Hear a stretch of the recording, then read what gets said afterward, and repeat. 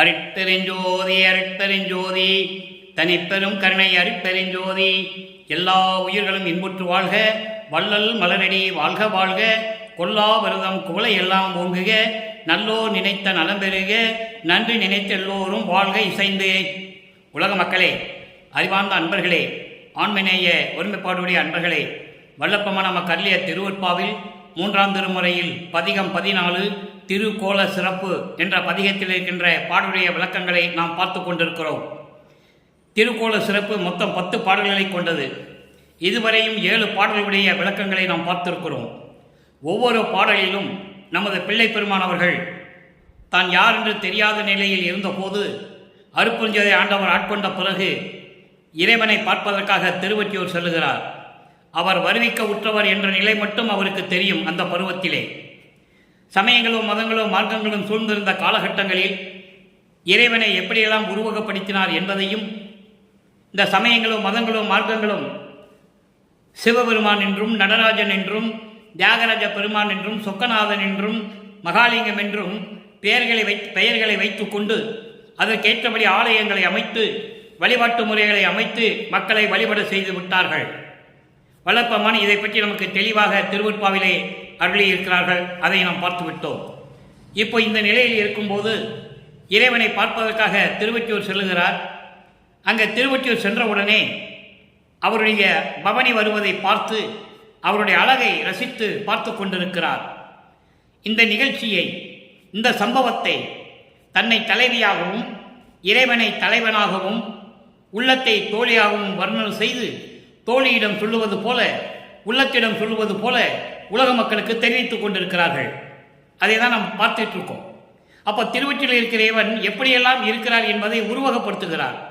ஏனென்றால் இந்த பிரபஞ்சம் தோன்றிய காலத்திலிருந்தே 4 யுகங்களிலும், கிரேதயுகம், திரேதயுகம், துவாரயுகம், கலியுகம் முடிந்துவிட்டது. இப்போ இந்த 4 யுகங்களிலுமே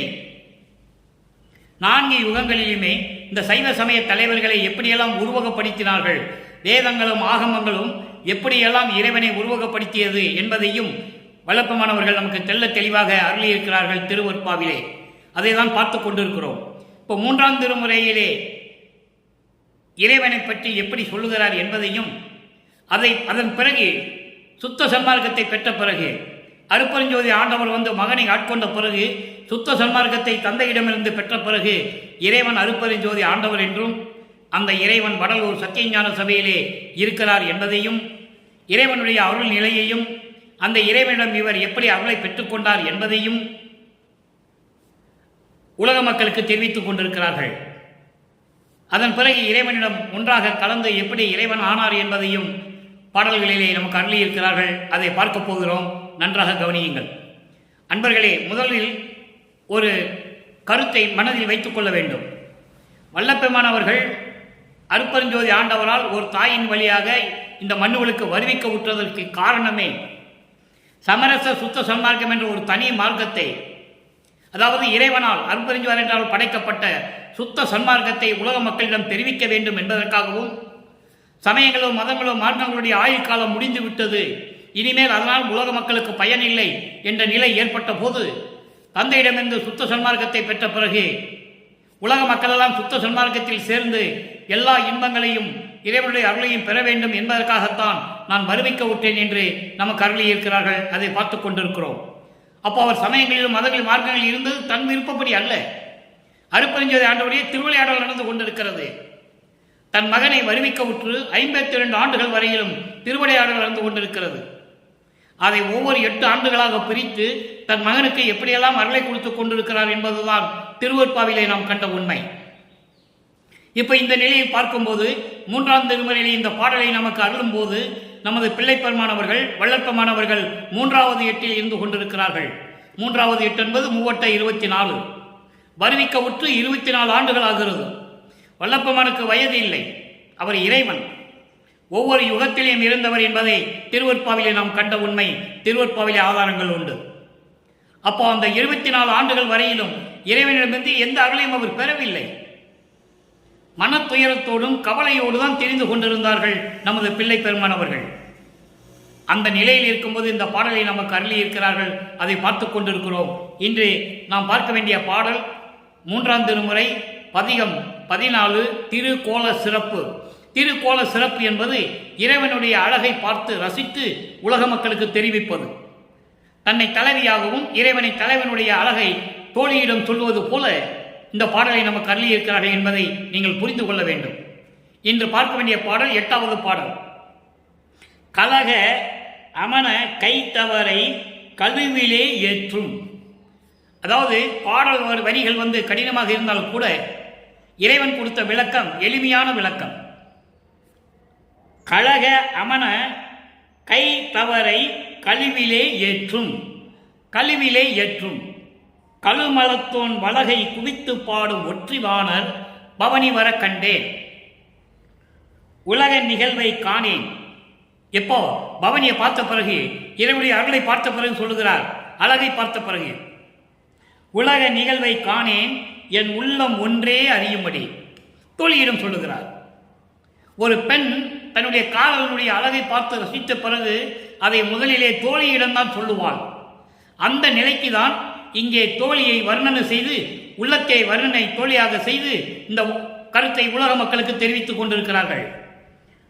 ஒன்றே அறியும்படி இலகும் அபத்தம் திரு அழகை என்னவென்று உரைப்பேன் ஏந்திலேயே. இது பாடல். பாடலை இன்னொரு முறை படிக்கிறேன், நல்ல கவனிங்க. கலக கமன கைத்தவரை கழுவில் ஏற்றும் கழுமலத்தோன் வலகை குவித்து பாடும் ஒற்றிவாணர் பவனி வர கண்டேன். உலக நிகழ்வை காணேன் என் உள்ளம் ஒன்றே அறியும்படி இலகும் அவதம் திரு அழகை என்னவென்று உரைப்பேன் ஏண்டிலேயே என்று சொல்லி இந்த பாடலை அருளியிருக்கிறார்கள். இப்ப இந்த பாடலில் வருகின்ற பத உரை பாருங்க. கலக அமன கைத்தவர். கைத்தவர் என்பது தவம் இல்லாமல் பொய்களையே சொல்லிக் கொண்டிருப்பவர்கள். இறைவனை நினைத்து தவம் இருப்பதில்லை, இறைவனை நினைத்துவே இருப்பதில்லை. மனதிலே பல தீய செயல்களை நினைத்துக் கொண்டிருக்கின்றவர்களை கைத்தவர் என்று சொல்லுகிறார். கலக அமனம் என்பது அதாவது மாயைகளையும் மலங்களையும் வைத்துக்கொண்டு மாயைகள், மயக்கங்கள், உலக விடயங்கள், துன்பங்களை தரக்கூடிய அதன் கலகம் என்று சொல்லுகிறார். துன்பங்களையும் துயரங்களையும் செய்யக்கூடிய அந்த மயக்கங்களையும் மாயைகளையும் உலக ஆசைகளையும் விடயங்கள் என்று சொல்லுவார். மண்ணாசை, பெண்ணாசை, பொன்னாசை, இப்படிப்பட்ட ஆசைகளை கொண்டு இருப்பவர்களுக்கும் சரி, தவம் இல்லாமல் அதாவது இறைவனை வணங்காமல் திரிந்து கொண்டிருப்பவர்களுக்கும் சரி, அவருடைய துன்பத்தை நீக்கக்கூடியவர். கழுவிலே ஏற்றும் நீக்கக்கூடியவர். கழுவில் என்பது கழுவி விடுவது, கழுவி விடுவது என்பது நீக்கி விடுவது. அப்படிப்பட்டவருடைய துன்பங்களை நீக்கிவிடும் அந்த நிலையில் இருக்கின்ற இறைவன் கழுமலத்தோன் வலகை குவித்து பாடும் ஒற்றிவாணர். அதாவது இங்கே 2 பொருள் கொள்ள வேண்டும். இதை கழுமலத்தோன் வலகை. கழுமலத்தோன் என்பது மாயைகளை நீக்கியவன், மயக்கங்களை நீக்கியவர்கள், உலக விடயங்களை நீக்கியவர்கள் கைகூப்பி வணங்கக்கூடிய இறைவன் திருவொற்றியூரில் இருக்கிறார். இது ஒரு பொருள். இன்னொரு பொருள் என்னவென்றால், ஞானசம்பந்தரை பற்றி குறிப்பிடலாம். ஞானசம்பந்தர் அவர்கள் கைகூப்பி வணங்கிய இறைவன் என்றும் சொல்லலாம். 2 பொருள்பட இதை நமக்கு அருளி இருக்கிறார்கள் வல்லப்பமானவர்கள். உங்கள் விளக்கத்துக்கு ஏற்றபடி நீங்கள் எடுத்துக்கொள்ளலாம். அப்படிப்பட்ட இறைவன் பவனி வர கண்டேன். பவனி வர கண்டேன் வரும்போது, பவனி வரும்போது நான் பார்த்தேன். பார்க்கும்போது அவருடைய அழகு எப்படி இருந்தது தெரியுமா? அந்த அழகை நான் எப்படி சொல்லுவது? உலகியலுடைய சமாச்சாரங்களையெல்லாம் நான் மறந்துட்டேன்னு சொல்றேன். உலகில் நடக்கக்கூடிய எல்லா நிகழ்ச்சிகளையும் நான் மறந்து விட்டேன். உலக வாழ்க்கையில் இருக்கின்ற அத்தனை சம்பவங்களையும் நான் மறந்து விட்டேன். காரணம், இறைவனுடைய பவனியை பார்த்த பிறகு அவருடைய அழகை நான் ரசித்து பார்த்து கொண்டிருந்தேன். அது என் உள்ளம் மட்டும்தான் அறியும், வேற யாருக்கு தெரியாதே. ஏனென்றால் இவருக்கு மட்டும்தான் அவர் காட்சி கொடுக்கிறார். நல்லா நீங்க புரிஞ்சுக்கணும். மக்கள் அங்கே இறைவன் திருவிழா வரும்போது, திருவிழா வீதி வரும்போது, தேரில் பவனி வரும்போது பார்க்குறாங்க, கும்பிடுறாங்க. அது உலகையில் இருக்கின்ற மக்கள். இவருக்கு மட்டும் காட்சி கொடுக்கிறார். அப்போ இவருக்கு தெரிகிறது, நாம் இறைவனால் வருவிக்க உற்றவன் என்ற நிலை மட்டும் தெரிகிறது. எந்த விதமான அதாவது சமயங்களிலும் மதங்களிலும் மார்க்கங்களிலும் இருக்கின்ற நெறிகளை பின்பற்றி கொண்டிருந்தார். திருநீர் பூசிக்கொண்டிருந்தார், கழுத்திலே உத்தராட்ச கோட்டையை அணிந்திருந்தார், எல்லா சமயங்களிலும் மதங்களிலும் மேற்கொள்ள வழிபாடுகளை செய்து கொண்டிருந்தார் என்பது உண்மை. திருவருட்பாவில் உள்ளதை உள்ளபடி நமக்கு அருளி இருக்கிறார்கள். காரணம், அவருக்கு அந்த நிலையில் தான் இருந்து கொண்டிருந்தார். அப்போ அவருக்கு சுத்த சன்மார்க்கத்தை பற்றி தெரியாது. அருட்பெருஞ்சோதி ஆண்டவர் திருவிளையாடல் செய்து கொண்டிருக்கிறார். முதல் 8 அதை அறிவிக்க விட்டு 8 ஆண்டுகள் வரையிலும் அவர் யார் என்றே அவருக்கு தெரியாது.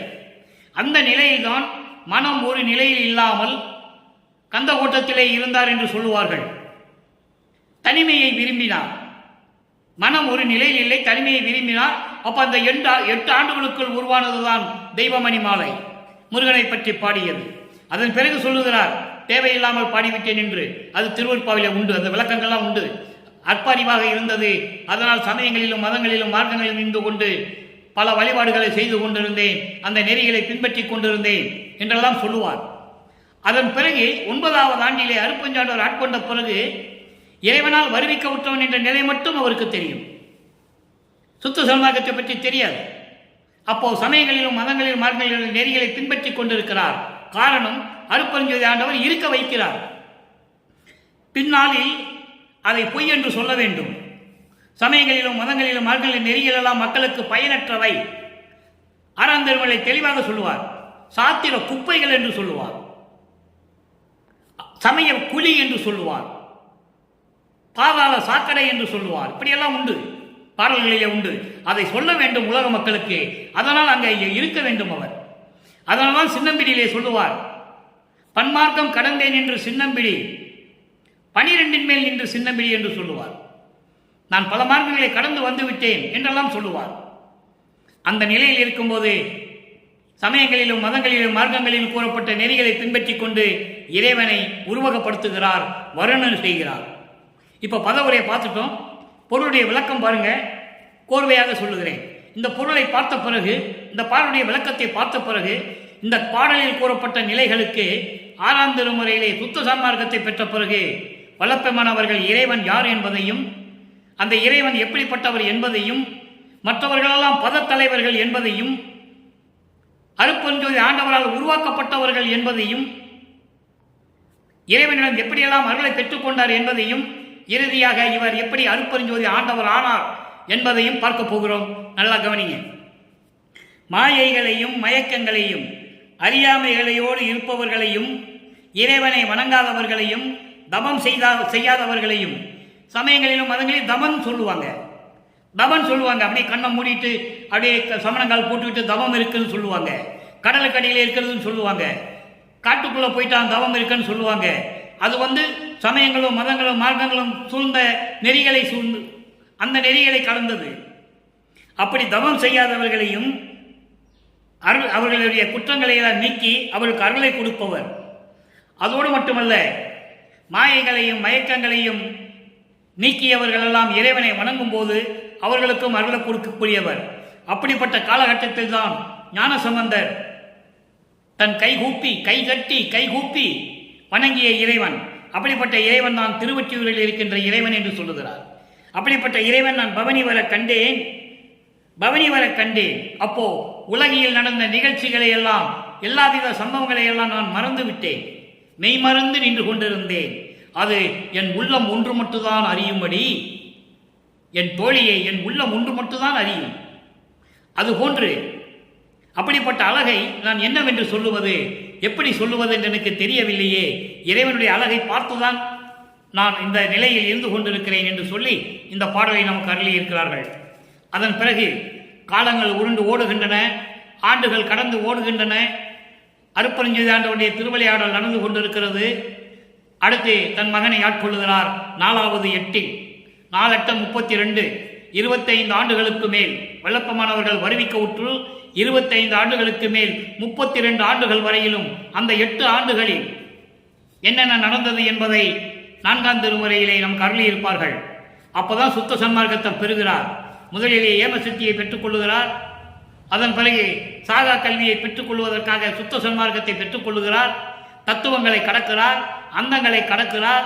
சரிய கிரிய யோக ஞான நிலையை கடந்து இறைநிலையை, கடவுள் நிலையை அடைகிறார். அந்த படிப்படியாக நடந்த திருவிளையாடல்களை இப்போ நம்ம பார்க்க போறோம். நல்லா கவனிக்கணும் நீங்க. பிள்ளை பெரு விண்ணப்பம், சமயங்களிலும் மதங்களிலும் மார்க்கங்களில் இருந்து வெளியே வராது. அப்போதான் சுத்த சன்மார்க்கத்துக்குள்ள நுழைகிறார் என்றாகிறார். அப்போ தந்தையிடம் விண்ணப்பம் வைக்கிறார். பிள்ளை பெரு விண்ணப்பம், நான் உன்னுடைய மகன், நான் உன்னிடம் விண்ணப்பம் வைக்கிறேன் என்று சொல்லி விண்ணப்பம் வைக்கிறார். எப்படி? 8வது பாடல், 88வது பாடல். இங்கே 8வது பாடலுக்கு பிள்ளை பெருமணத்தில் 88வது பாடலில் விளக்கம் இருக்கு. கலையெல்லாம் புகழும் கதியெல்லாம், கதியில் காண்கின்ற காட்சிகள் எல்லாம். அன்பர்களே, நான் ஏற்கனவே கூறியது போல நேரத்தை கடத்துவதற்காகவோ கற்பனையாகவோ வேண்டுமென்றோ இந்த விளக்கங்கள்லாம் கொடுப்பதில்லை. இறைவனுடைய தயவாலயம் கருணையாலயம் பெற்ற விளக்கங்கள் உலக மக்களுக்கு போய் சேர வேண்டும் என்ற ஒரே நோக்கத்திற்காகத்தான் நான் தினமும் ஒரு பாடல் வீதம் 3 வருடங்களாக நான் மக்களுக்கு சொல்லிக் கொண்டிருக்கிறேன். இன்னும் 6 ஆண்டுகள் சொல்ல வேண்டியது இருக்கிறது. நல்லா கவனிக்கணும். கலையெல்லாம் புகழும் கதியெல்லாம். கலை என்பது வேத நூல்கள், ஆகம நூல்கள், புராணங்கள், காவியங்கள், தொல்காப்பியங்கள், நீங்கள் என்ன வேணால் எடுத்துக்கங்க. சாஸ்திர நூல்கள், எந்த நூல், எல்லா நூல்களும் சொல்லுகின்ற அந்த விளக்கங்கள் எல்லாம், நெறிகள் எல்லாம், வழிமுறைகள் எல்லாம், அந்த நூல்கள் சொல்லுகின்ற வழிமுறைகள் எல்லாம், அந்த வழிமுறையில் அந்த நெறியில் காண்கின்ற காட்சிகள் எல்லாம். காட்சி என்பது அனுபவங்கள். வேதங்கள், ஆகமங்கள் மற்றும் புராணங்கள், காவியங்கள், நீங்கள் எந்த நூல்களை எடுத்துக்கிட்டாலும் சரி, அதனுடைய விளக்கங்களுடைய அனுபவங்கள் எல்லாம் நிலையெல்லாம் நிலையில் நேர்ந்த அனுபவம் செய்கின்ற நிறைவெல்லாம் விளங்கிட.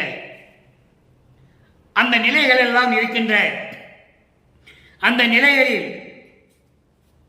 நிலைகளில் தோன்றிய அந்த கொடுக்கின்ற அனுபவம் இருக்கிறதே, அந்த நிறைவெல்லாம் விளங்கிட, அந்த விளக்கங்கள் எல்லாம் பரிபூர்ணமாக விளங்கிட பொதுவில் சத்தியஞான சபையில் அங்கே திருவற்றில் இருக்கின்ற இறைவன் என்று சொல்லுவார், ஒற்றிவாணர் என்று சொல்லுவார். இங்கே சத்தியஞான சபையில் இருக்கின்ற இறைவன் எப்படி இருக்கிறாரே, எப்படி இருக்கிறான்னு சொல்றாரு பாருங்க. கழுத்துல பாம்பு இல்லை, தலையில கங்கை இல்லை, பிறைசந்திரன் இல்லை, கையில சூளாயுதம் இல்லை, உடுக்கை இல்லை, மான் தோல் கொடி உடை இல்லை. அங்க அப்படியெல்லாம் சொல்லுவார். சமயங்களும் மதங்களும் அப்படிதான் கூறிக்கொண்டிருந்தன. இங்கே சத்தியஞான சபையில் இருக்கின்ற இறைவன் எப்படி இருக்கிறாரே, வேதங்களும் ஆகமங்களும் மற்ற நூல்கள் எல்லாம் சொல்லுகின்ற விளக்கங்களுக்கு மேல் விளங்கிக் கொண்டிருக்கின்ற, அனுபவமாக திளையிக் கொண்டிருக்கின்ற, நிலையாக இருந்து கொண்டிருக்கின்ற, அனுபவமும் கொடுக்கின்ற நிறைவெல்லாம் விளங்கும்படி, பரிபூரணமாக விளங்கும்படி சத்தியஞான சபையிலே மலைவிலா சோதி அருப்பெரும் செங்கோல் வாய்மையான். அப்படிப்பட்ட இறைவன் எப்படி இருக்கிறாரோ, மலைவிலா சோதி. மலைவிலா சோதி என்பது அளவில்லாத அலைவு. அலைவு என்பது மாயைகளும் மயக்கங்களும் இல்லாத அருப்பெருஞ்சோதியை கொண்டு அருப்பெரு செங்கோல் நடத்தும் வாய்மையான். இயற்கை உண்மை விளக்க கடவுள், அதான் வாய்மையான் என்று சொல்லுகிறார். உண்மையான இயற்கையை, உண்மையின் அடிப்படையில் இயற்கையின் விளக்கமாக விளங்கிக் கொண்டிருக்கின்ற அருப்பெருஞ்சோதியான் நடத்தும் ஓர் தலைமை தலைவனே, தனிமை தலைவனே, ஒப்பற்ற தலைவனே, சுத்த சன்மார்க்க தலைவனே, இறைவன் ஒரே இறைவன் என்ற நிலையில் இருக்கின்ற இறைவனே என்று சொல்லுகிறார். அப்ப அருப்பெருஞ்சோதி எப்படி சொல்றாருன்னு நீங்க புரிஞ்சுக்கணும். சமயங்களும் மதங்களும் மார்க்கங்களாக இறைவன் அருப்பெருஞ்சோதி. அதான் அகவல்ல சொல்லுவார், சாதிய மதமும் சமயமும் பொய்யென ஆதியில் உணர்த்திய அருப்பெருஞ்சோதி. அப்படிப்பட்ட அருள் செங்கோலாட்சி செலுத்துகின்ற அருப்பெருஞ்சோதி ஆண்டவர், அப்படிப்பட்ட தலைவனே, எனது தந்தையே, எனது தந்தையே, நினது தனையன் நான் தளருதல் அழகோ. நான் உனது மகன். தனையன் என்பது மகன். நான் உனது மகன். வாடுவது, தளர்ந்து போவது, இதெல்லாம் அழகா? இது தந்தைக்கு அழகா என்று சொல்லி விண்ணப்பம் வைக்கிறார். விண்ணப்பம் வைத்த பிறகு அனுபோக நிலையம் எப்படி இருக்கிறது, பேரின்பத்தினுடைய செயல்பாடுகள் எப்படி இருக்கின்றன, அந்த பேரின்பம் இருக்கு இடம் எது? 8வது பாடல் 6ஆம் திருமுறை 25வது பதிகம் அனுபோக நிலையம். எண்ணிய எனது உள் எண்ணமே, எண்ணத்து இசைந்த பேரின்பமே. நான் என் உள்ளத்திலே எப்படியெல்லாம் நினைத்தேனோ அந்த எண்ணத்தை எல்லாம் நிறைவேற்றி கொடுத்து எனக்கு அருளை கொடுத்த பேரின்பமான இறைவனே, அருப்பெருஞ்சோதியே. சுத்த சன்மார்க்கத்தில் நுழைகிறாரே, விண்ணப்பம் வைக்கிறார், பெற்றுக்கொண்ட அனுபவத்தை சொல்லுகிறார். அது அனுபோக நிலையம். அப்படிப்பட்ட இறைவனே, பேரின்பமே, யான் தான் பண்ணிய தவமே, தவத்து உறும் பலனே. நான் பண்ணிய தவமே. அவர் என்ன தவம் பண்ணாரு? கடலுக்குள்ள போனாரா? மரத்துக்கடியில் உட்கார்ந்துக்கிட்டு புத்து மண் வளர்றவுக்கு தவம் இருந்தாரா? குகைக்குள்ள போனாரா? காட்டுக்குள்ள போனாரா? இல்லையே.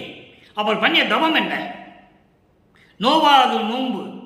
நோவாத நோன்பு என்பது புலர்ந்து எலும்பு புலப்பட ஐம்பொறி ஓம்பி நிற்பவருக்கு ஒழித்து என்று சொல்லுவார். இந்த உடம்பை வருத்தி எலும்பா தெரிகிற மாதிரியெல்லாம் தவம் இருக்கிறவங்களாம் இருக்காங்க. நான் அந்த மாதிரியெல்லாம் இல்லை. எந்த நேரமும் உன்னையே நினைத்து கொண்டிருந்தேன். மற்ற எந்த சிந்தனையிலும் நான் இருக்கவில்லை. யாரிடமும் நான் போய் கேட்டதில்லை என்றெல்லாம் சொல்லுவார். உன்னை தவிர நான் யாரிடம் செல்லுவேன்? யாரிடம் செல்ல மாட்டேன் என்று சொல்லுவார். நான் அப்படிப்பட்ட நிலையில் இருந்து எனக்கு கிடைத்த இறைவனே பலனே என்று சொல்லுகிறார். எனக்கு கிடைத்த இறைவனே, பலத்தினால் கிடைத்த என் பதியே, வலிமை பெற்ற, அப்படி வலிமை பெற்று எல்லாரும் வலிமைகளையும் பெற்றுக்கொண்டு எனக்கு கிடைத்த என் பதியே, பதியே என்பது எனது அருட்பெருஞ்சோதி ஆண்டவரே, தன்னிய அமுதே, மெஞ்ஞான அறிவே, மெஞ்ஞான அறிவே, மதியமூடிய அரசே. அப்படி மெஞ்ஞான நிலையில் இருக்கின்ற அரசனே, மெஞ்ஞான நிலையில் இருந்து கொண்டிருக்கின்ற அரசே, அருட்பெருஞ்சோதியே, தனித்த சிற்சபை நடத்த அமுதே.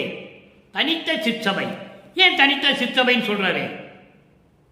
சமயங்களும் மதங்களும் மார்க்கங்களும் இல்லாத ஒரு தனி மார்க்கமான சமரச சுத்த சன்மார்க்கத்தின் தலைவனே, அருட்பெருஞ்சோதியே, புண்ணியம் அளித்ததற்கு இது தகு தருணம், புனந்தருள் புனந்தருள் எனையே. அருள் எனையே என்று சொல்லலாம்ல, எனக்கு அருளை கொடுக்கணும்னு சொல்லலாம்ல, ஏன் புனந்தருள் என்று சொல்லுகிறார்? இதில் விளக்கம் நேற்றே நான் கொடுத்திருக்கிறேன். இருந்தாலும் இன்று சொல்ல வேண்டிய கடமை இருக்கிறது. இறைவன் நீ தனியாக இருக்கக்கூடாது. நீ தனியாக இருந்தால் ஏற்கனவே இந்த பிரபஞ்சத்தை இயக்கியவர்கள் பிரம்மன், திருமால், ருத்திரன், அவங்களுடைய அணுக்கள் எல்லாம் மீண்டும் தவம் இருக்கும். இப்ப செயலற்று இருக்கிறார்கள். மீண்டும் தவம் இருக்கும்போது நீ தயவும் கருணையும் உடையவன், மீண்டும் அருளை கொடுத்து விடுவாய். அதனால் நீ என்னோடு இரண்டரை கலந்து கொள்ள வேண்டும். நான் தனியாக இருக்க மாட்டேன், சகிக்க மாட்டேன், பிரிவு ஆற்றேன் என்று சொல்லுவார். அடுத்து பாருங்க, அடுத்த தலைப்புல வருது. அப்போ புண்ணியம் அளித்ததற்கு, புண்ணியம் அளித்ததற்கு என்பது சுத்த சன்மார்க்கத்தை எனக்கு கொடுத்து எனக்கு அருளை கொடுப்பதற்கு இதுதான் நல்ல தருணம். என்னோடு இரண்டரை கலந்து கொண்டு எனக்கு அருள்வாயாக என்று சொல்லுகிறார். இது அனுபவ நிலையம். இப்போ விண்ணப்பம் வச்சாச்சு. அனுபவ நிலையத்தில் எப்படி சொல்லணும் தந்தையிட்டன் சொல்லியாச்சு. அந்த பேரின்பத்தினுடைய இடம் எது என்று சொல்லியாச்சு. இப்போ பிரிவு ஆற்றாமை, உன்னை நான் பிரிய மாட்டேன்னு சொல்லுவார். நல்லா கவனிங்க. பொய் விட்டு அகலா புலைக்கொடியேன் பொருட்டா, பொய் விட்டு அகலா புலைக்கொடியேன் பொருட்டா, இரவில் போந்து ஒரு நின் கைவிட்டு அகலா பெரும்பொருள் என் கையில் கொடுத்தே கழிப்பித்தாய். நல்லா கவனிக்க நண்பர்களே, பிரபஞ்சத்தின் உண்மை, அத்தனை உண்மைகளும் இந்த பாடலில் அடங்கியிருக்கிறது. மைவிட்டு அகலா விழி இன்பவழி மகிழும் மணவாளா, மெய்விட்டு அகலா மனத்தவருக்கு வியப்பாம் உனது மெய்யருளே. இது பாடல். இப்போ பாருங்க, பொய் விட்டு அகலா புலைக்கொடி ஏன் பொருட்டா, அதாவது பொய்யை விட்டு விலக முடியாத நான் ஒரு நிலையில் இருந்து கொண்டிருந்தேன். சமயங்களும் மதங்களும் மார்க்கங்களும் சொல்லப்பட்ட நெறிகளிலே இருந்து கொண்டு அப்படிப்பட்ட நிலையில் கீழ் நிலையில் இருந்து கொண்டிருந்தேன். நான் என்னையும் ஒரு பொருட்டாக நினைத்து நான் செய்த குற்றங்களையும் துயரங்களையும் எல்லாம் மன்னித்து இரவில் எழுந்தருளி, இரவில் எழுந்தருளி உன் கையில் விட்டு அகலாத ஒரு பொருளை, அருட்பெருஞ்சோதி ஆண்டோடைய கையில் விட்டு அகலாத பொருள் எது? அருட்பெருஞ்சோதி. அப்படிப்பட்ட அருட்பெருஞ்சோதியை என் கையில் கொடுத்து கழிப்பித்தாய், என்னை மகிழ்வித்தாய். நான் மகிழ்வுற்றேன். மைவிட்டு அகலாவிலி இன்பவழி மகிழும் மணவாளா. இங்கே சிவகாமி வள்ளியை குறிப்பிடுகிறார். உருவமாக இந்த ஒரு இடத்தில் மட்டும் அருட்பெருஞ்சோதியை உருவகப்படுத்தி அவருடைய மனைவி சிவகாமி வள்ளி மகிழக்கூடிய மணவாளா என்று சொல்லுகிறார். சிவகாமியின் தாய், சிவகாமி வள்ளியின் கணவனே மணவாளா. மை தீட்டி அழகான கண்கள் உடைய எனது அம்மை, எனது தாய் சிவகாமி வள்ளியின் மணவாளா. அந்த அம்மாவுடைய கணவனே மெய்விட்டு அகலா மனத்தவருக்கு. மெய்விட்டு அகலா மனத்தவர்கள் யார்? மெய்விட்டு அகலா மனத்தவர்கள் சுத்த சன்மார்க்கத்தை சேர்ந்தவர்கள். சுத்த சன்மார்க்கத்தை சேர்ந்த அன்பர்கள், புலையும் புலையும் தவிர்த்த அன்பர்கள், சைவ நெறியில் இருந்து கொண்டிருக்கின்ற அன்பர்கள், இவருடைய மனத்தவருக்கு அப்படிப்பட்ட உள்ளம் கொண்டவர்களுக்கு உனது மெய்யருள் பெரும் வியப்பாக தெரிகிறது, பெரும் வியப்பாக தெரிகிறது என்று சொல்லுகிறார். அடுத்து ஒரு பதிகம், அருள் ஜோதி நிலை. இறைவன் எப்படிப்பட்டவன், அந்த இறைவனிலிருந்து எப்படி அருளை பெற்றுக் கொண்டார்? 46வது பதிகம், 6ஆம் திருமுறை, 8வது பாடல்.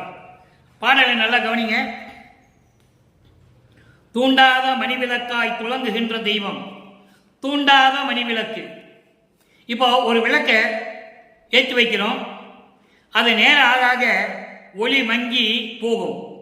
திரி வந்து சிட்டந்தட்டும், அது வந்து எரிஞ்சு எரிஞ்சு கறி பிடிச்சு கீழே போய்கிட்டே இருக்கும். அப்போ என்ன பண்ணுவோம்? விளக்கை தூண்டி விடுவோம், விளக்கை தூண்டி விடுவோம். இது எப்படி? தூண்டா விளக்கு. தூண்டா விளக்காய் விளங்குகின்ற, தூண்டாய் விளக்காய் துலங்குகின்ற தெய்வம். தூண்டா விளக்கு, அணையா விளக்கு, நிலையாக இருக்கக்கூடிய விளக்கு, சுயமாக தோன்றிய விளக்கு அருட்பெருஞ்சோதி. அப்படி சுயமாக தோன்றிய விளக்காக, தூண்டாத விளக்காக, என்றும் பரிபூரணமாக ஒளி வீசிக் கொண்டிருக்கின்ற, ஒளி குறையாமல் இருக்கின்ற தெய்வம் அருட்பெருஞ்சோதி ஆண்டவர். துரிய தெய்வம், துரிய நிலையில், அரிதுயில் நிலையில் இருக்கின்ற தெய்வம், அரிய தெய்வம். அரிய தெய்வம் ஏன் சொல்றாரு? யாரும் பார்க்க முடியாத தெய்வம். யாரும் பார்க்கல அருட்பெருஞ்சோதியை. திருவருட்பாவிலே எல்லா உண்மைகளும் உண்டு, யாரும் மறுக்க முடியாது. அருட்பெருஞ்சோதி ஆண்டவரை யாரும் பார்க்கல. அடுத்து பெரிய பெருந்தெய்வம். பெருந்தெய்வம், பெரிய பெருந்தெய்வம், எல்லாவற்றிற்கும் எல்லா தேவர்களுக்கும் தெய்வம். முதலில் தோன்றிய தெய்வம், சுயமாக தோன்றிய தெய்வம், ஆதிய மந்தமில்லா தோன்றிய இறைவன் அருட்பெருஞ்சோதி. மாண்டாரை எழுப்புகின்ற மருந்தான தெய்வம். மறுபடியும் அந்த நிலையை கூறுகிறார். ஏற்கனவே இதுக்கு விளக்கம் கொடுத்திருக்கிறேன். இங்க மாண்டாரை எழுப்புகின்ற மருந்தான தெய்வம். மாண்டாரை ஏன் எழுப்ப வேண்டும்? பதில் சொல்லணும். அப்ப இறைவன் சொல்லுகிறார், வல்லப்ப மன்னர் சொல்லுகிறார், மாண்டாரை எழுப்புவது என்றால் சமரச சுத்த சன்மார்க்கத்தை தெரியாமல் பல துன்பங்களையும் துயரங்களையும் அனுபவித்து சமயங்களிலும் மதங்களிலும் ஆண்கள் இருந்து கொண்டு இறந்து போனவர்கள், அவர்களை திருப்பி கொண்டு வந்து அந்த ஆன்மாவை எழுப்பி வந்து மறுபடியும் மனித பிறவி கொடுத்து சுத்த சன்மார்க்கத்தை கொடுத்து அந்த பிறவிக்கு, அந்த ஆன்மாவுக்கு உயர்நிலையை கொடுக்க வேண்டும். அதான் மாண்டாரை எழுப்புகின்ற தெய்வம். அப்படிப்பட்டவர்களை கொண்டு வரணும்னு சொல்ற. அடுத்து பாருங்க, மாணிக்க வள்ளியை ஓர் வளத்தில் வைத்த தெய்வம். அதான் சிவகாமி வள்ளியை ஒரு பக்கத்தில் வைத்துக் கொண்டிருக்கின்ற தெய்வம். ஆண்டாரை ஆண்ட தெய்வம். இந்த ஒரு வரி விளக்கம் பாருங்க. ஆண்டாரை ஆண்ட தெய்வம். யார் ஆண்டார்கள்? இவர் யாரை ஆண்டார்? விளக்கம் தர வேண்டும். வல்லப்பமான் விளக்கம் கொடுத்திருக்கிறார்கள், நல்லா கவனிங்க.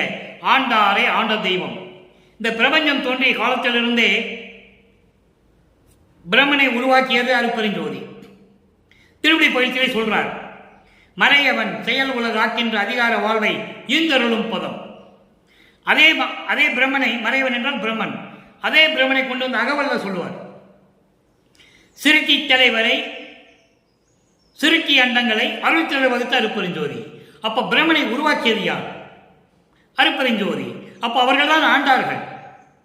4 யுகங்களிலுமே ஆண்டார்கள் அவர்கள்தான். யாரு? பிரம்மன், திருமால், ருத்திரன், மகேஸ்வரன், சதாசிவம். 5 தொழில்களை செய்து கொண்டு படைத்தல், காத்தல், அழித்தல், மறைத்தல், அருளல், 5 தொழில்களை செய்து கொண்டு ஆண்டு கொண்டிருந்தார்கள். அவர்களை ஆண்ட தெய்வம், அவர்களை ஆண்ட தெய்வம் அருட்பெருஞ்சோதி. இப்போ புரிஞ்சிருக்கும் உங்களுக்கு. அதே போல் இந்திரனை ஆட்கொண்டு அவனை ஆண்டது யாரே? அருட்பெருஞ்சோதி. இப்படி தேவர்களையும் பதத்தலைவர்களையும் இதற்கு முன்னால் இந்த பிரபஞ்சத்தை இயக்கிக் கொண்டிருந்தவர்களையும் ஆண்டவர்களையும் ஆண்ட தெய்வம். எல்லாமே இவர் கண்ட்ரோல தான் வச்சிருந்தார். அதான் பிரபஞ்சத்தின் உண்மை. இது அருட்பெருஞ்சோதி. அப்படியே ஆண்ட தெய்வம் அருள்ஜோதி தெய்வம். அருட்பெருஞ்சோதியாக இருக்கக்கூடிய தெய்வம் ஆகம வேதம் ஆதி எல்லாம் அறிவறிதாம் தெய்வம். ஆகமம் வேதம்.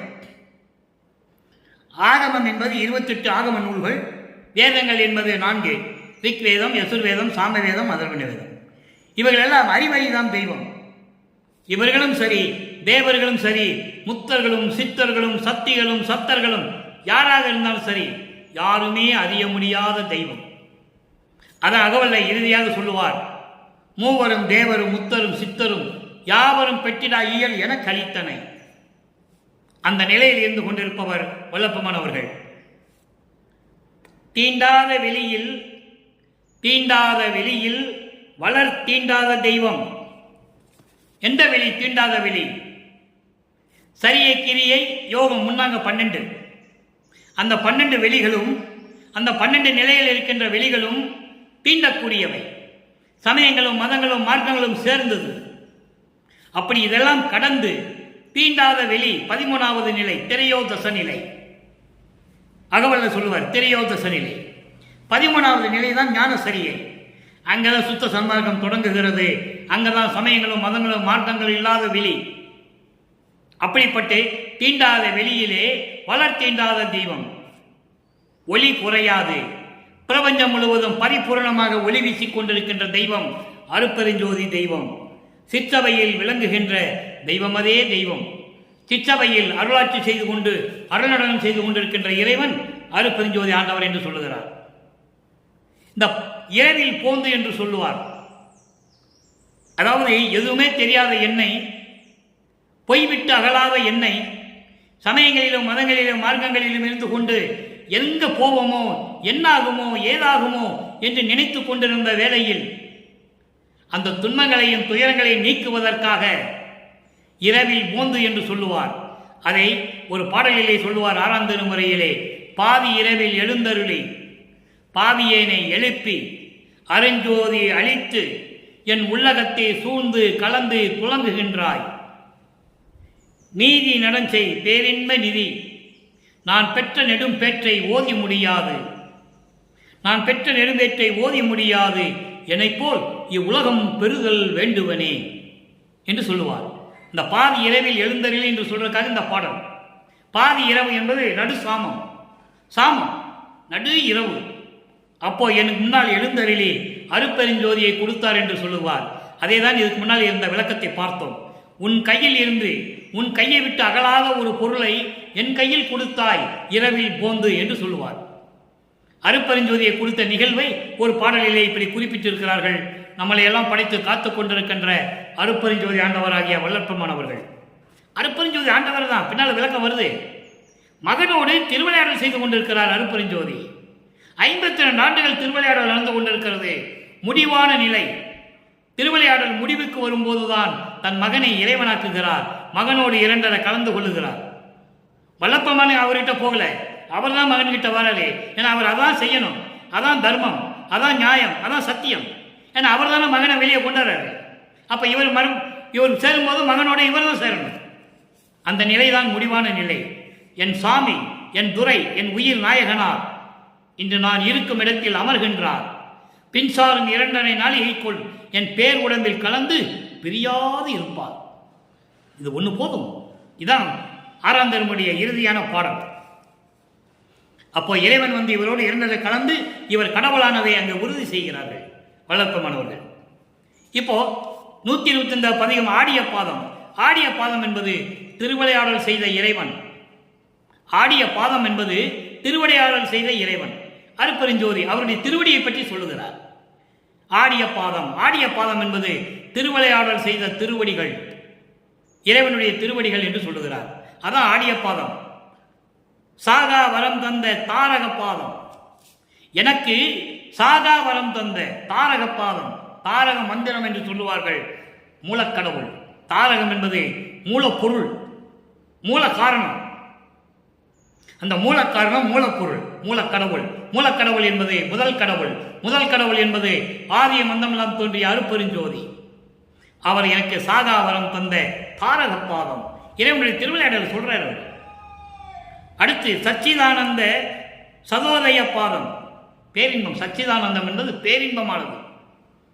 அப்படிப்பட்ட இறைவன் தேகா ஆதியெல்லாம் சிருட்டிக்கும் பாதம். தேகம் ஆதியெல்லாம் சிருட்டிக்கும் பாதம். முதல்ல முத்தேகத்தை கொடுக்கிறார். தேகம், சுத்த தேகம், புராண தேகம், ஞான தேகம், முத்தேகத்தையும் கொடுத்து சிருட்டிக்கும் பாதம். சிருட்டிக்கு பாதம் என்ன சொல்ற பாருங்க. திதி முதல் 5 தொழில் செய்கின்ற பாதம். திதி என்பது படைக்கும் தொழில், படைப்பது. திதி என்பது படைப்பது. என்ற தொழில் முதல் ஐந்தொழில்: படைத்தல், காத்தல், அழித்தல், மறைத்தல், அருளல். இந்த 5 தொழிலையும், படைத்தல் முதல் 5 தொழில்களையும் எனக்கு கொடுக்கின்ற இறைவனுடைய திருவடி, இறைவனுடைய திருவிளையாடல் சொல்ற. முத்தேகத்தையும் கொடுத்து, மரணமில்லா பெருவாழ்வையும் கொடுத்து, சாகா கல்வியையும் கொடுத்து, சாகா வரத்தையும் கொடுத்து, அதான் எல்லாமே டோட்டலா சொல்லிடுறார் மொத்தமா. 5 தொழிலையும் கொடுத்து திருவிளையாடல் செய்த இறைவனுடைய திருவடி என்று சொல்லுகிறார். எவ்வளவு அற்புதம் பாருங்க! இறைவனுடைய திருவிளையாடலை சொல்லுகிறார். அடுத்து பாருங்க, இறைவனோடு எப்படி கலந்து கொண்டார். இதெல்லாம் மக்கள்கிட்ட யார் சொன்னது? பொதுப்படையாக பேசினார்கள், பொதுவாக பேசினார்கள். உலகியலில் இருக்கின்ற இந்த கதைகள் பேசுற மாதிரி வளர்ப்பவனை பற்றி பொதுவாக பேசினாரு. ஐயா இதை சொன்னாரு, ஐயா இப்படி சொன்னாரு, ஐயா இப்படி இருந்தாரு, இப்படி இருக்க சொன்னாரு, இப்படி எல்லாம் சொன்னாங்களே தவிர அவர் இறைவனோடு எப்படியெல்லாம் கலந்து கொண்டார், இறைவனிடம் எப்படியெல்லாம் அருளை பெற்றுக் கொண்டார், எந்தெந்த காலகட்டங்களில் இறைவனுடைய அருள் கிடைத்தது எல்லாம் திருவருட்பாவில் இருக்கு. இல்லாத சொல்ல வேண்டாம், கற்பனையா சொல்ல வேண்டாம், கதையா சொல்ல வேண்டாம். திருவருட்பாவில் இருக்கிறது சொன்னா போதும், மக்கள் புரிஞ்சுக்குவாங்க. ஆனால் மக்களிடம் யாரும் சொல்லவில்லை என்பதுதான் வேதனையான விஷயம், வருத்தமான விஷயம். இப்ப 147 அனுபவ மாலையில் சொல்ற, தன்னை தலைவியாகவும் இறைவனை தலைவனாகவும். அங்க 3ஆம் திருமுறையில் நீங்க பார்த்த பாடல் என்ன சொல்லுவார் தோழிகிட்ட? ஒற்றிவானர் பவனி வர கண்டேன். அவ்வளவுதான். தோழிகிட்ட சொல்றாரு, ஒற்றி வர பவனி வர கண்டேன். ஒற்றிவானர் திருவொற்றியூரில் இறைவன் பவனி வருவதை பார்த்தேன். அப்போ அவருடைய அழகை பார்த்து ரசித்துக் கொண்டிருந்தேன். நான் மெய்மறந்த நிலையில் இருந்தேன் தோழி என்று சொல்லுவார். இங்கே சுத்த சரணாகத்தை பெற்ற பிறகு தோழியிடம் எப்படி சொல்லுகிறார்? நல்ல கவனிங்க. தோழியிடம் சொல்லுவதென்றால் உலக மக்களுக்கு தெரிவிக்கிறார். புறப்புணர்ச்சி என் கணவர் புரிந்த தருணம்தான் புறப்புணர்ச்சி. புறப்புணர்ச்சி என்பது தேகத்தை கட்டி தழுவுவது. தேகத்தை கட்டி காதலோடு அன்போடு கட்டி தழுவுவது. மனைவியை கணவன் கட்டி தழுவுவதும், காதலியை காதலன் கட்டி தழுவுவதும், தலைவியை தலைவன் கட்டி தழுவுவதும் எப்படி இருக்கும் அந்த சோகம், இன்பம்? அதை சொல்லுகிறார். புறப்புணர்ச்சி என் கணவர் புரிந்த தருணம்தான் புத்தமுதம் நான் உண்டு பூரித்த தருணம். புத்தமுதம், அமுதம் என்பது அருளை பெறுவது. இறைவனுடைய தேகம் சுத்த தேகம். அந்த தேகத்தோடு நான் 2 கலந்து கொண்டது. அந்த அருள் அமுதத்தை நான் உண்ட தருணம் மகிழ்ச்சியான ஒரு தருணம், மகிழ்ச்சியான ஒரு நேரம். பேரின்பமாக இருந்தேன்.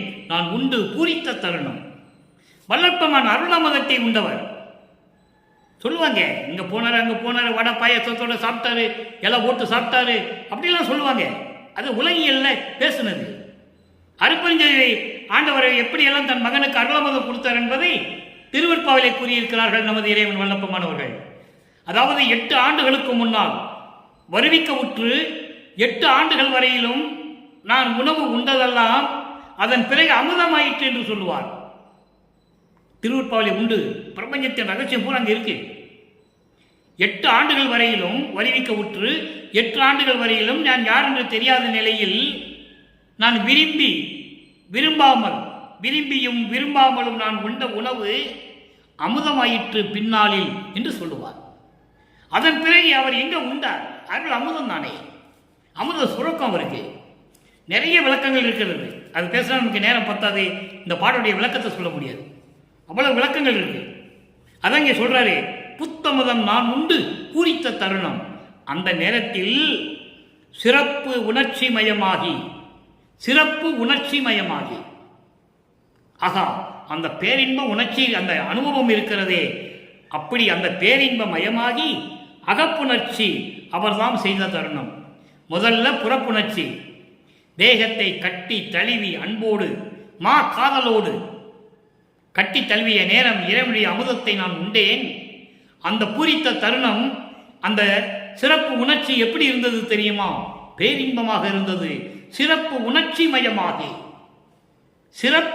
மயமாகி பேரின்பமாகி அகப்புணர்ச்சியை அவர் செய்தார். அகப்புணர்ச்சி என்பது உள்ளத்திலே கலந்து கொண்டது. அகப்புணர்ச்சி அவர்தான் செய்த தருணம். என் உள்ளத்திலே கலந்து கொண்ட அந்த நேரத்தை, அந்த சுகத்தை செப்புவது எப்படி? அந்த சுகத்தை நான் எப்படி சொல்ல முடியும்? என் கணவன் புறப்புறத்திலே கட்டி தழுவி மாக்காதலோடு இருக்கும்போது அவருடைய அருளமுதத்தை நான் உண்ட நேரம், அதன் பிறகு அந்த பேரின்பத்திலே இருக்கும் போதே என் உள்ளத்திலே கலந்து கொண்டிருந்த போது அந்த இதை நான் எப்படி சொல்லுவது? சொல்ல முடியாது. அந்த பேரின்பத்தை சொல்லுவது அரிது என்று சொல்லுகிறார். செப்புவது எப்படியோ பிறப்பு உணர்ச்சி விடயமில்லை. நல்ல கேளுங்க, பிறப்பு உணர்ச்சி விடயமில்லை. பிறப்பு உணர்ச்சி விடயமில்லை என்பது உலகையில் இருக்கின்ற ஆசைகள் எனக்கு இல்லை. அதான் பிறப்பு உணர்ச்சி என்று சொல்லுகிறார். நீங்க எந்த தமிழ் அகராதியில் எடுத்தாலும் பிறப்பு உணர்ச்சிக்கு நீங்க பார்க்கவே முடியாது. அதெல்லாம் விளக்கம் வராது. இறைவன் கொடுத்த விளக்கம் இது. பிறப்பு உணர்ச்சி என்பது உலகியலிலே மனிதன் பிறவி எடுத்து அந்த உலக விடயங்களிலே இருக்கின்ற மண்ணாசை, பெண்ணாசை, பொன்னாசை போன்றவையும் மாயைகளையும் மயக்கங்களையும் கொண்டிருக்கின்ற அந்த நிகழ்வுகள் எல்லாம் எனக்கு இல்லை. காரணம், இறைவன் என் அகத்திலே புணர்ச்சி செய்து கொண்டார், என் உள்ளத்திலே கலந்து கொண்டார். உங்களுக்கு புரியும் நினைக்கிறேன் நான். அதனால தான் சொல்றாரே, உலக விடயங்கள், மாயைகள், மயக்கங்கள் எல்லாம் எனக்கு இல்லைன்னு சொல்லிட்டேன். அதான் பிறப்பு உணர்ச்சி. பிறப்பு உணர்ச்சி என்பது உலகியலிலே நடக்கக்கூடிய இந்த நிகழ்வுகள் எல்லாம் எனக்கு இல்லை. சுத்த சிவானந்த பெரும் போக பெரும் சுகந்தான் பெரிய. எப்படி? இதற்கு பதிலாக சுத்த சன்மார்க்கத்தினுடைய அந்த பேரின்பமான நிலையில் இருந்து கொண்டு இறைவனுடைய பேரின்பம், அந்த நிலையில் நான் இருந்து கொண்டு எங்கும் நிறைந்தே. எங்கும் நிறைந்தே என்பது இந்த பிரபஞ்சம் முழுவதும் நிறைந்து மரப்புணர்ச்சி இல்லாதே, மரப்பு நிலை இல்லாது. மரப்பு உணர்ச்சி என்பது மரப்பு நிலை இல்லாது. மரப்பு நிலை என்பது திரைகள் அகன்றது, திரைகள் இல்லாதது. எந்த மறைப்பு எனக்கு இல்லைன்னு சொல்ற. இவ்வளவு அற்புதம் பாருங்க. இறைவன் புறப்புணர்ச்சி என்னை கலக்கும் போது அவருடைய அருளமுதத்தை நான் உண்டேன். அதே நேரத்தில் பேரின்பமாக இருக்கும் போதே என் உள்ளத்திலே கலந்து கொண்ட போது அந்த சுகத்தை நான் எப்படி சொல்லுவது? அதோடு மட்டுமல்ல, இதை இறைவன் என்னோடு கலந்து கொண்டதனால் உலக விடயங்கள் எனக்கு இல்லை, உலக ஆசைகள் இல்லை, மாயைகள், மயக்கங்கள் எல்லாமே தீர்ந்து விட்டது என்று சொல்லுகிறார். அதோடு மட்டுமல்ல, மறுப்பு உணர்ச்சி என்பது மறைப்பு இல்லாது, மறைப்பு என்பது திரைகள் இல்லாது, வெளிப்படையாக, பரிபூரணமாக, வெளிப்படையாக உள்ளதை உள்ளபடி இருக்கின்ற நிலையில் மறுப்பு உணர்ச்சி இல்லாதே நான் அதுவாய். அன்பர்களே, நல்லா கவனிக்கணும். நான் அதுவாய். அதுவாய் என்பது அருப்பெருஞ்சோதி ஆண்டவராகவும், நான் அருப்பெருஞ்சோதி ஆண்டவராகவும், அருப்பெருஞ்சோதி ஆண்டவர் நானாகவும் என்மயமாய் நான் அதுவாய். நான் அது ஆனேனே என்று சொல்லுவார். ஒரு பாடலிலே நான் அது ஆனேனே என்று சொல்லுவார். நான் அருப்பெருஞ்சோதி ஆண்டவர் ஆகிவிட்டேன் என்று சொல்லுவார். இவன் அவனாகிவிட்டான் என்று சொல்லுவார். இவன் அவரால் வடிவிக்கப்பட்ட இந்த மகன் நான் அவனாகிவிட்டேன், அருப்பெருஞ்சோதி ஆகிவிட்டேன் என்று சொல்லுவார். அதை இங்க சொல்லுவார், நான் அதுவாய். நான் தானானான், தான் நானானான், நானும் தானும் ஆனோம், ஒன்றானோம் என்று சொல்லுவார். அதை இங்க சொல்றாரே, நான் அதுவாய். நான் அருப்பெருஞ்சோதி ஆண்டவராகவும், அருப்பெருஞ்சோதி ஆண்டவர் நானாகவும், அது என்மயமாய். அருப்பெருஞ்சோதி ஆண்டவர் நானாகவும், நான் அருப்பெருஞ்சோதி ஆண்டவராகவும் திகழ்ந்து கொண்டிருக்கிறோம். எப்படி? சின்மயமாய் தன்மயமான நிலையே. சின்மயமாய் மெஞ்ஞான நிலையில், ஞான நிலையில் நான் அவராகிவிட்டேன், நான் அருப்பெருஞ்சோதி ஆகிவிட்டேன், அருப்பெருஞ்சோதியை நானாகிவிட்டார், ஞான நிலையில் இருந்து கொண்டிருக்கிறோம் என்பதை உலக மக்களுக்கு தெரிவிக்கிறார். உலக மக்களே, இந்த நிலையிலே நான் இருந்து கொண்டிருக்கிறேன், நான் இறைநிலையில் இருந்து கொண்டிருக்கிறேன் என்பதை வெளிப்படையாக பிரபஞ்சத்தின் உண்மையை அங்கு சொல்றார். நான் அதுவாய், அது என்மயமாய், சின்மயமாய், தன்மயமான நிலையே என்று சொல்லுகிறார். ஆக இப்படிப்பட்ட நிலையில் இருந்து கொண்டிருக்கிறவர் நமது இறைவன் வல்லப்பமானவர்கள் என்பதை நீங்கள் மறந்துவிடக்கூடாது. இதுவரையிலும் 202 ஆண்டுகள் வரையிலும் வல்லப்பமானை பற்றிய பொது நடையாக பேசினார்களே தவிர, வல்லப்பமானவர் எப்படி வருவிக்க உற்றார், ஏன் வருவிக்க உற்றார், இதை பற்றி இங்கு மண்ணுலகத்து வருவதற்கு முன்னாலே விண்ணுலகத்திலே நடந்த நிகழ்வுகள் என்ன என்பதையெல்லாம் திருவருட்பாவிலே நமக்கு அருளி இருக்கிறார்கள் வல்லப்பமானவர்கள். 1ஆம் திருமுறையிலிருந்து 6ஆம் திருமுறை வரைக்கும் என்னை படிக்க வைத்து அந்த 6 திருமுறைகளுக்கும் எனக்கு விளக்கம் கொடுத்து தயவாலையும் கருணையாலையும் என்னை உட்கார வச்சு எழுத வச்சு எல்லா பாடல்களுக்கும் விளக்கம் தெரிந்தனால்தான் இவ்வளவு வெளிப்படையாகவும் உண்மையாகவும் என்னால் பேச முடிகிறது என்பதை இங்கே நான் குறிப்பிட கடமைப்பட்டிருக்கிறேன். அப்படிப்பட்ட நிலையில் இருந்து கொண்டிருப்பவர் வல்லப்பமான இவர்களை கூறி இறைவனை வணங்கி சுத்த சன்மார்க்கத்தில் இருந்து கொண்டு கொலையும் புலையும் தவிர்த்து சைவ நெறியில் இருந்து கொண்டு உருவ வழிபாடுகளை எல்லாம் நீக்கி சமயங்களிலும் சங்கற்பங்கள் விருப்பங்கள் எல்லாம் தவிர்த்து அருப்பெருஞ்சோதி அருப்பெருஞ்சோதி தனிப்பெருங்கனை அருப்பெருஞ்சோதி என்ற மகாமந்திரத்தை உச்சரித்து இறைவனுடைய அருளையும் பொருளெல்லாம் பெற்றுக்கொண்டு இந்த வையகத்திலே நீங்கள் வாழ்வாங்க வாழ வேண்டும், நோயற்ற வாழ்வில் வாழ வேண்டும் என்று இறைவனுடைய தயவாலயம் கருணையாலேயே வாழ்த்தி இந்த வள்ளலார் ஊழியன் விடைபெறுகிறேன். மீண்டும் நாளை சந்திப்போம். நன்றி, வணக்கம். அருட்பெருஞ்சோதி அருட்பெருஞ்சோதி தனிப்பெரும் கருணை அருட்பெருஞ்சோதி.